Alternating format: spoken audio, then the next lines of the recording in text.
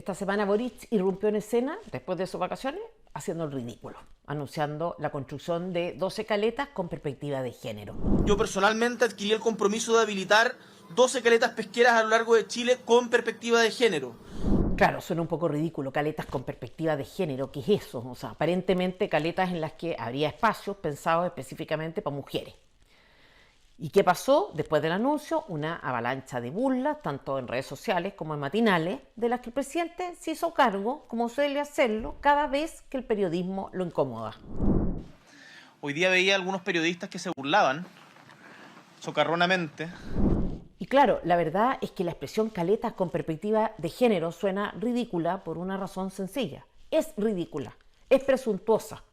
Por ejemplo, los malls tienen habitualmente baños para mujeres o espacios pensados para amamantar, pero no diríamos por eso que fueron construidos con perspectiva de género. No. Por tanto, al presidente yo le daría 3 consejos. El primero es que no pelee con periodistas, que no corresponde. Tiene demasiado poder y eso hace que sea abusivo de su parte usar la tribuna que tiene para enfrentar a periodistas. Y aunque lo haga regularmente, no está bien. Y por otra parte, justamente porque tiene poder, lo que se espera de él es que lo ejerza para enfrentar cuestiones serias y no para entrar en polémicas como esta. Coincido 100% por tanto con lo que dijo José Antonio Neme en relación a esto. No es bueno que el hombre más poderoso del país se pelee con los periodistas. No se ve bien. No se ve bien él comentando eso. No tiene mucho sentido que se tome la molestia o el tiempo de decirlo en público cuando me imagino que el presidente, por ser quien es, tiene mucho poder y además tiene muchas cosas en que pensar, que son 1000 veces más importantes que lo que dice uno periodista u otro periodista, un medio o lo que publica un diario. No pelee con periodistas, no destine energías al yo le dije y él me dijo, porque usted dirige un país, no un conventillo. Segundo consejo, le sugeriría al presidente hablar de manera normal, como cualquier chileno. Si quiere decir que se van a construir baños para mujeres, lo que puede hacer de manera directa, no tiene para qué complicar las cosas, porque se expone a la mofa cuando lo hace. Pero sobre todo, y este es el tercer consejo, que tenga sentido de oportunidad. Atravesamos por la peor crisis de seguridad de nuestra historia republicana. No estoy exagerando. Hemos importado delitos que no conocíamos. Los casos de secuestros que hubo en el pasado se contaban con los dedos de una mano. Los asesinatos más brutales eran cometidos por psicópatas y por tanto eran hechos excepcionales. Jamás se encontraron en nuestro país cadáveres desmembrados. Jamás se hicieron circular videos con torturas o acribillamientos. De modo que si usted, presidente, quiere hacer algo por las mujeres, focalice acá sus esfuerzos. Porque aunque es bueno tener baños diferenciados, es absolutamente irrelevante en un contexto en que los propios hijos corren riesgo de ser alcanzados por una bala o de ser cooptados por bandas de narcos. Entonces resulta ofensivo oírlo decir este tipo de cosas en contextos como los actuales. Pensar que con guiños de esta naturaleza usted podría ganarse la simpatía de alguna que otra mujer. Porque la principal preocupación femenina es hoy la seguridad. Presidente, duerma bien, coma sano, hidrátese y deje de decir estupideces, por favor. Salga de la jaula ideológica que transforma a la gente de su generación en imbéciles funcionales. No tienen derecho a tanta frivolidad, a tanto capricho ideológico. Pero la verdad es que Boric tiene razón en una cosa. La perspectiva de género es algo serio y está causando problemas gravísimos. Actualmente hay 3 proyectos de ley adicionales en materia pesquera y no se refieren solo a la construcción de baños, sino de espacios de poder, reparticiones equilibradas en ciertos comités y consejos, la imposición a organizaciones pesqueras de adoptar protocolos de género, antidiscriminación y enfoque de género, como criterio para ganar más puntos en el puntaje ponderado de la asignación de caletas pesqueras, etc. Estamos hablando de leyes que teóricamente benefician a mujeres, pero que en la práctica abren espacios para que activistas políticas contaminen todas las organizaciones de la sociedad civil. De hecho, esta es una de las razones por las que yo voté y FNM se manifestó expresamente en contra del texto constitucional recién rechazado. Consagraba este principio que se materializa en cosas de este tipo. Entonces, si la derecha no estima relevante el punto, hay cosas de fondo que no entiende. Más aún, esta semana me enteré, es inaceptable esto, que la perspectiva de género es uno de los criterios que este gobierno tiene en consideración para regularizar a inmigrantes ilegales. Y peor, que el crimen organizado está usando la perspectiva de género a su favor. parece raro, forzado, nos estamos riendo las caletas con perspectiva de género y de repente resulta que hay relación entre la perspectiva de género y el aumento de los delitos. Les pido atención para que me digan si exagero. El equipo de FNM hizo un análisis del resumen ejecutivo y de la versión extendida de la PNME, Política Nacional de Inmigración y Extranjería del gobierno de Boric. En el texto se habla en 16 ocasiones de la protección especial que el Estado de Chile le debe a las mujeres migrantes, sin distinción de si son ilegales o no. Es en el resumen ejecutivo. Solo para que se hagan una idea, la palabra derechos, asociada obviamente a los migrantes, aparece 135 veces. Brecha, 45. Igualdad, 15. Mujeres, 49. Género, 46. Por el contrario, frontera aparece solo 14 veces. Crimen organizado, 9 y narcotráfico, 2. Es más, de las 61 páginas que tiene el documento, solo 3 están dedicadas a seguridad, control de fronteras y crimen organizado. Se entiende que este tipo de principios rectores, de los que muchas veces nos reímos porque suenan absurdos, no son solo vaguedades. Pero antes de entrar al detalle de las discriminaciones que en particular está promoviendo el gobierno, es relevante tener presente que la tesis que subyace a la perspectiva de género es la tesis de la izquierda radical. Según ella, hay una desigualdad estructural entre hombres y mujeres, y ojo, porque esto es lo grave, esta desigualdad habilita al Estado a intervenir en todo orden de cosas para repararla. De hecho, el documento del gobierno, que en el fondo explica cómo creen ellos que se debe enfrentar la inmigración, usa literalmente esta expresión. Y también la de igualdad sustantiva, que en el fondo igualdad material o igualdad de resultados. Pero vamos al detalle. Por ejemplo, para los efectos de regularizar a personas que entraron ilegalmente a nuestro país, ser mujer y tener labores de cuidado se considera como un punto a favor, que el Estado debe tener en consideración, esto es el punto 6 de los objetivos específicos del eje de regularidad migratoria, para regularizar a ilegales. Peor que eso, ser mujer, ser víctima de violencia o de trata de personas, es una causal que compromete al Estado a hacerse cargo del problema, no en el sentido evidente de impedir tales conductas en el territorio nacional, sino de compensar, por así decir, a mujeres que hayan sido víctimas o digan haber sido víctimas de tales situaciones a través de la regularización. ¿Se entiende que con la perspectiva de género se le da a inmigrantes ilegales un resquicio? Que las mujeres pueden ser utilizadas o utilizar ellas su sexo o supuestamente situaciones de abuso para evadir las leyes chilenas. Insisto en que no estoy hablando acá de ignorar eventuales abusos que mujeres migrantes puedan sufrir. Penalizar conductas abusivas no tiene nada que ver con regularizar a personas que entraron ilegalmente a Chile, sean estos hombres o mujeres. El gobierno de Boric no tiene derecho a mezclar las cosas, a transformar a nuestro país y al Estado chileno en una organización al servicio de la ingeniería social en que creen, a convertir los permisos de residencia en mecanismos de compensación de problemas de una naturaleza completamente distinta y ajena a las razones que justifican o podrían justificar el otorgamiento de una visa. Pero son frívolos y esa superficialidad con que enfrentan la vida y entienden los problemas los induce a razonar con un voluntarismo pueril. El voluntarismo que cree, por ejemplo, que son las propias intenciones las que determinan el resultado de una acción y que no detecta, por tanto, los coletazos, daños colaterales o efectos no deseados que puede tener una política pública mal diseñada. Frívolos, encaprichados con sus caletas, con su perspectiva de género. Pero la ideología de esta gente va más allá. Por ejemplo, en el texto que estoy comentando, el gobierno de Chile dice que el Estado de Chile debe, textualmente, promover medidas especiales para la población penal extranjera indígena de diversidades sexogenéricas y de mujeres privadas de libertad. Promover medidas especiales, distintas a las del resto, en favor de migrantes presos, pero que suman puntos, porque además de migrantes presos son indígenas o mujeres, etc.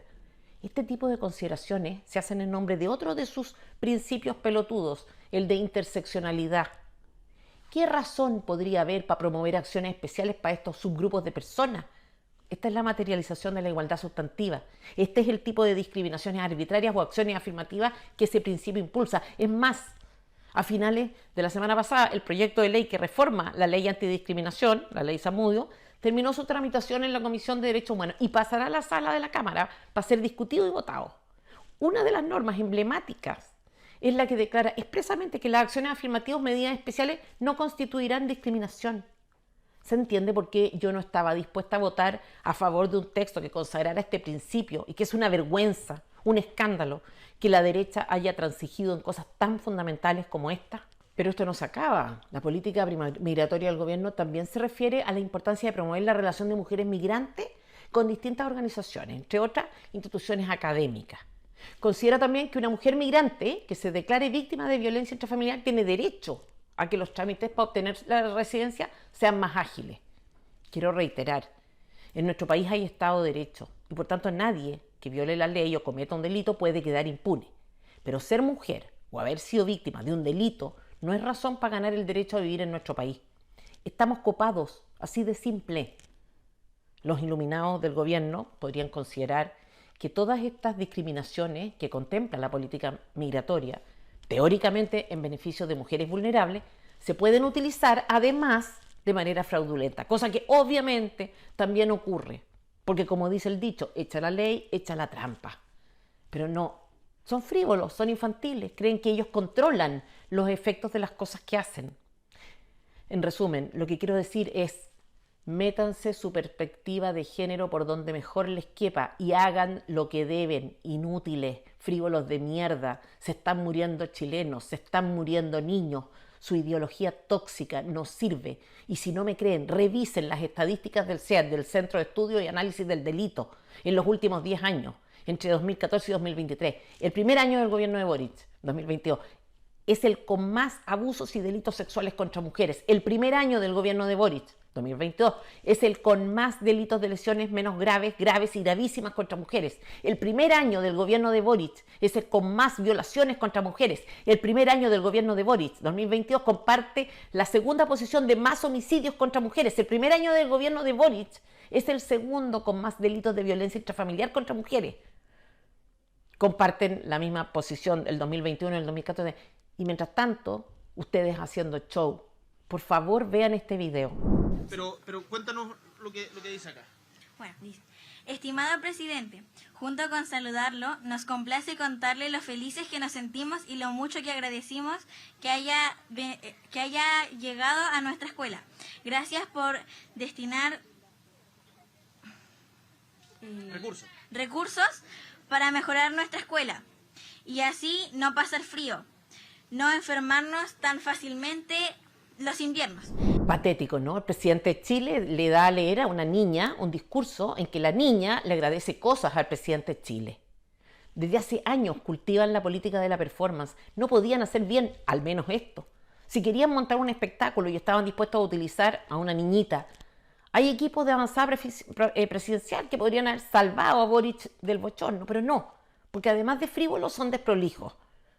Lo más chocante es que mientras el gobierno se jacta de una mejora en la infraestructura de un colegio chilota, nos enteramos de que por segundo año consecutivo el propio gobierno reduce los recursos destinados a jardines infantiles, mientras casi la mitad del aumento que se hace en el presupuesto para la educación se destina, según Libertad de Desarrollo, a la gratuidad y la amortización del CAE. Y es que, de nuevo, la evidencia no les interesa. Con toda seguridad saben que los primeros años son, desde el punto de vista de su educación, determinantes en la vida de un niño. Tan determinantes que la brecha entre un niño pobre y un niño rico es casi imposible de remontar pasados los 10 años. Pero no importa, la gratuidad, el CAE, tienen para ello una connotación simbólica y unas repercusiones políticas que priman por sobre lo que ellos mismos llaman el interés superior del niño. Disminuyen recursos en primera infancia, pero además adquieren compromisos en relación a la educación de inmigrantes, que hay que hacer más expeditos los trámites de enrolamiento para que puedan acceder a los servicios sociales, esto es tal cual, ¿no? Que hay que garantizar el derecho a la educación e inclusión de estudiantes extranjeros y extranjeras establecidos en Chile, resguardando el acceso y avance en la trayectoria educativa de la enseñanza parvularia, básica y media. El gobierno no está siendo capaz de garantizar ni el mínimo de los mínimos a los chilenos, que es la seguridad. Pero ahí va, contrayendo obligaciones con el planeta. Y digo que la seguridad es el mínimo porque, entre otras cosas, a los ciudadanos se nos prohíbe hacer justicia por cuenta propia. Exactamente lo mismo pasa en salud. Ustedes pueden creer que mientras se discute sobre el sistema privado de salud, sobre las listas de espera que mata a chilenos por falta de atención oportuna, el gobierno de Chile, en el resumen ejecutivo de su política migratoria, consignaba como una medida inmediata y por tanto urgente la que sigue. Voy a leer. Facilitar la inscripción de personas migrantes en situación irregular como beneficiarios de FONASA con el objeto de asegurar el correcto aporte estatal al financiamiento de la atención primaria y una mejora en las condiciones de atención a la población migrantes, esa es la medida 18. Esto se publicó en julio del año pasado, con bombos y platillos. No sé si se concretó o no, pero sirve para ver hasta dónde llega la ideología y no sé qué pasa con la prensa, con los diputados encargados de la fiscalización, que no han dicho nada al respecto. Porque el documento es un escándalo. Frivolidad. Una consideración tan superficial de los problemas que no les permite dimensionar el alcance de las cosas que hacen. Creo que, al menos en el caso del Frente Amplio, hay mucho de esto. Una frivolidad que confunde el amor al prójimo, que es una preocupación genuina, concreta y responsable por el otro, con una preocupación general por la humanidad en su conjunto, que se materializa en posiciones políticas de bajo costo, porque se traducen en políticas públicas financiadas por otros. Una moral devenida en not moral, en algo que pretende parecerse al amor, a la compasión, a la generosidad, al altruismo, pero que en realidad no tiene ningún valor, ningún mérito, ninguna consistencia, porque de nuevo surge de una actitud esencialmente veleidosa. El otro no es en realidad un otro, una persona, es un colectivo, mujeres, homosexuales, indígenas, etc., respecto de los cuales toman posiciones que les permiten reafirmarse en la convicción que tienen de que son buenos. El otro no es un otro, es un espejo en el que ellos se miran para autoafirmarse en la idea de que son mejores que los demás y no están en deuda ni tienen culpa. Pero además de frívolos, son profunda y radicalmente ideologizados. Aunque en rigor esa es también una manifestación de la frivolidad, o sea, profesan una adhesión firme, pero sobre todo ciega a sus propias convicciones, no las someten a revisión, no se dejan afectar por la evidencia que demuestra lo equivocados que están, no les importa, son superficiales. La ideología es como la frivolidad del pensamiento. Todo esto lo explica lo decadentes que son en sus costumbres, en sus manifestaciones culturales, en todo lo que hacen. ¿De qué forma podrían progresar personas que no dudan ni de sí mismos ni de lo que creen? Y en este proceso degenerativo han procedido a una inversión radical de los valores. En apariencia se muestran solidarios con todo aquello que represente una carencia o ponga de manifiesto una vulnerabilidad, pero en realidad se trata de una estrategia evasiva. Lo débil, lo malo, lo burdo, no los enfrenta a la excelencia a la que deberían aspirar y propender. Exaltan lo feo y lo insano como una virtud. ¿Qué es sino el activismo gordo? ¿Qué es el feísmo que cultivan tantas feministas? Cuestionan la cultura occidental, que ha sido por lejos la más exitosa en toda la historia de la humanidad. Paz social, bienestar material, justicia, aumento en las expectativas de vida, pero la declaran opresora y en contraste enaltecen culturas primitivas, aunque sean pobres desde todo punto de vista. A esto se dedica, de hecho, el indigenismo. En fin, en este contexto es que hay que entender la actitud del gobierno de Boric ante el fenómeno de la delincuencia. Fíjense, lo primero que hace Boric cuando asume es retirar las 139 querellas presentadas por el gobierno de Piñera por la Ley de Seguridad Interior del Estado contra delincuentes. Luego procede al indulto de delincuentes y termina dándole pensiones de gracia a delincuentes. Entonces, quiero referirme a estos tres hechos en detalle, pero es importante no perder de vista la visión de conjunto, porque confirma que en realidad acá no ha habido errores administrativos o mera negligencia. Por el contrario, hay un patrón común. Y quizá la demostración más evidente de que el gobierno de Boric sabía lo que hacía es el desistimiento de las querellas. ¿Por qué querrían renunciar a que se investigara y se determinaran responsabilidades en hechos gravísimos? Supongamos que realmente se creyeron su propia farsa y pensaron que hubo violaciones a los derechos humanos durante el estallido. Asumamos incluso que terminaron autoconvencidos de que Piñera era un dictador. ¿Qué problema tenían con que el Poder Judicial investigara y dictara sentencia? No querían la verdad. Es la única explicación. No querían la verdad porque sabían la verdad. El mismo razonamiento se aplica a los indultos. Es posible que ciertos antecedentes no se tuvieran a la vista, es verdad, pero ¿no estábamos hablando de personas condenadas ya por la justicia? Entonces la excusa de que no sabían o no le informaron es absurda. ¿Quién indulta a un condenado pero no toma la precaución de saber quién es el condenado al que procederá a indultar? Sabían lo que hacían. Quizá desconocían detalles, pero en esencia estaban perfectamente conscientes. Y yo creo que no hemos dimensionado suficientemente este asunto. El presidente de Chile impide la acción de la justicia cuando retira querellas contra eventuales delincuentes. Luego deja sin efecto decisiones de la justicia cuando indulta a delincuentes. Y por último, opera en sentido inverso al de la justicia cuando premia con pensiones de gracia a delincuentes. Y esto lo hace un señor que juró respetar la Constitución y las leyes, pero que es frívolo. En los hechos, ni Boric ni las autoridades de gobierno habitan el cargo como dicen hacerlo. Por el contrario, lo personalizan en el peor sentido de la palabra. Y la verdad es que si estas conductas no justifican una acusación por notable abandono de deberes, no sé qué más hace falta para ello. En todo caso, la historia de las pensiones de gracia que el gobierno ha entregado a delincuentes merece un análisis de detalle. Lo primero que hay es que hay 58 personas que reciben pensiones de gracia pese a tener antecedentes penales graves. Lo que no se sabe es que Contraloría no revisó las 418 pensiones, sino solo 143. Esto significa que si el porcentaje de personas con antecedentes se extrapola, podría ocurrir que el 40% de ellos estuviera en una situación análoga. En otras palabras, tenemos información parcial en relación a las pensiones. El problema podría ser más grave de lo que parece. Lo segundo es que tanto el indulto como el otorgamiento de pensiones de gracia son atribuciones presidenciales bastante discutibles desde el punto de vista democrático, porque dejan, en mi opinión, demasiado espacio a la arbitrariedad, tal como ha quedado demostrado con Boric.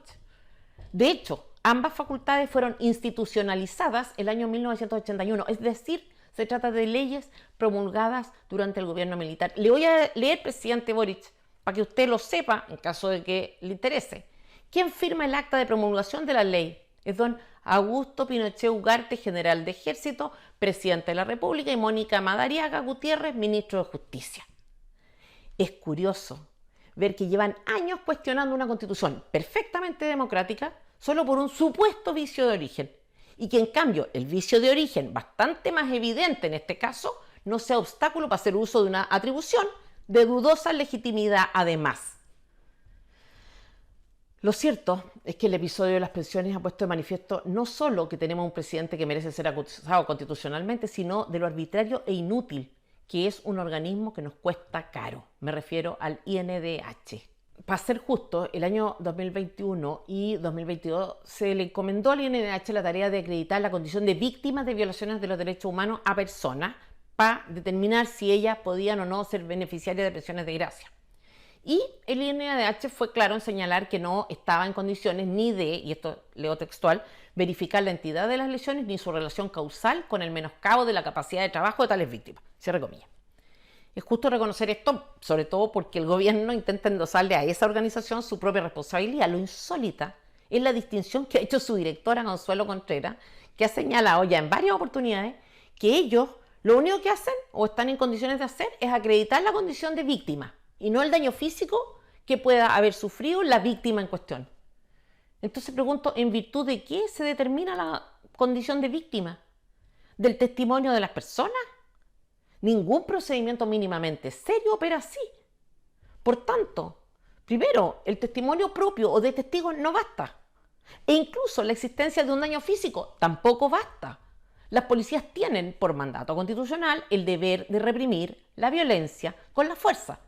Y por eso, participar de hechos violentos expone a las personas al riesgo de sufrir lesiones o perder la vida, incluso. En otras palabras, las lesiones por sí mismas no son suficientes. ¿Cómo acreditar entonces un abuso?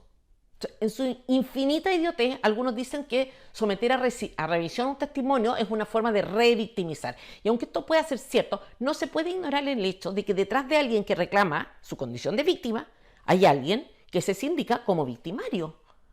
El debido proceso consiste, por tanto, en admitir como eventualmente verdaderas las dos versiones que se confrontan. Pues bien, en Chile son los tribunales de justicia los que tienen la facultad y los medios para dirimir estos conflictos. Y aunque hayamos sido testigos de fallos aberrantes a veces, lo cierto es que dan más garantías que el INDH. Entonces yo pregunto, si vivimos en democracia e impera el Estado de Derecho en Chile, ¿por qué cresta tenemos que financiar a estos activistas chantas? ¿Por qué alguien que exige reparación de parte del Estado podría obtenerla por una vía distinta a la que rige para todos, vía que además no ofrece ninguna garantía de seriedad, que es el INDH.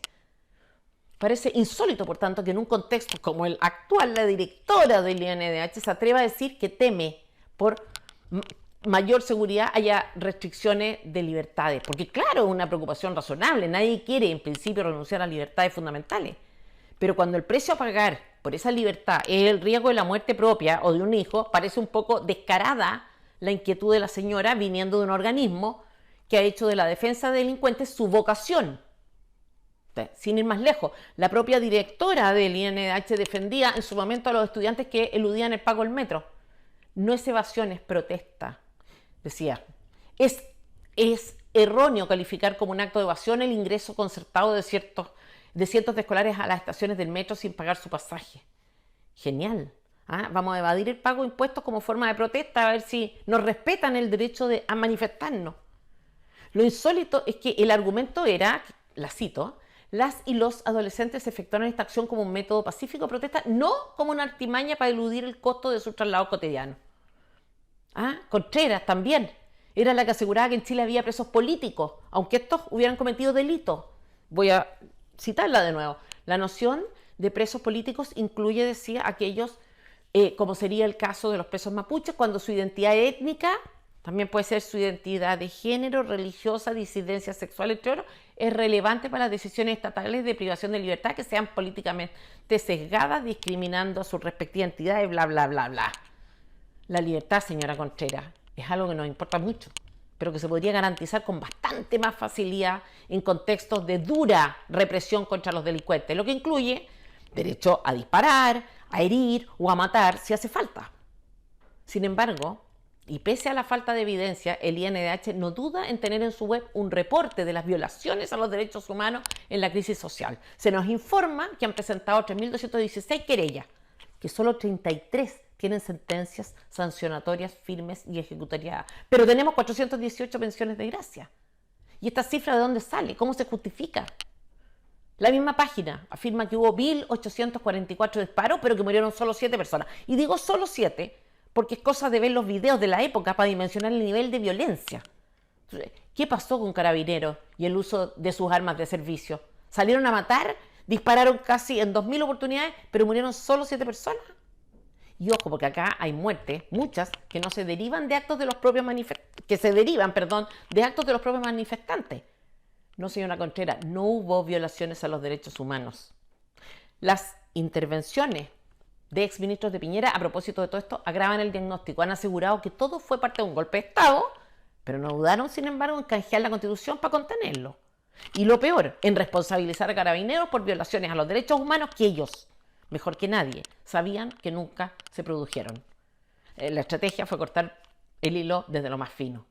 Cobardes e inmorales, que truncaron carreras y esperanzas, que tienen presos a los que literalmente estuvieron poniendo el pecho a las balas.